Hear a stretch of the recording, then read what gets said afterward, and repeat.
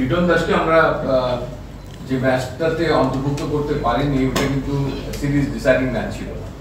আমাদেরকে একটা সিদ্ধান্ত যেতে হয়েছিল একটা বিশেষ ম্যাচের জন্য। আর এক্ষেত্রে কিন্তু আমাদেরকে যে বিষয়ে সবসময় চিন্তা করতে হয়েছে যে শুধু একজন ওপেনার না, আমাদের লিটনকে রিপ্লেস করতে গেলে তার উইকেট কিপিং অ্যাবিলিটিটাও সেখানে এসছে, কারণ আমাকে দুটো উইকেট কিপার নিয়ে যেতেই হবে এবং কনকাশনের ব্যাপারগুলো আপনারা সবাই জানেন। তো সেক্ষেত্রে আরেকটা বিকল্প ওপেনারের ক্ষেত্রে আমরা হয়তো ওপেন করার ক্ষেত্রে অন্য ক্ষেত্রে হলে হয়তো আরো ভিন্ন নাম আসতো।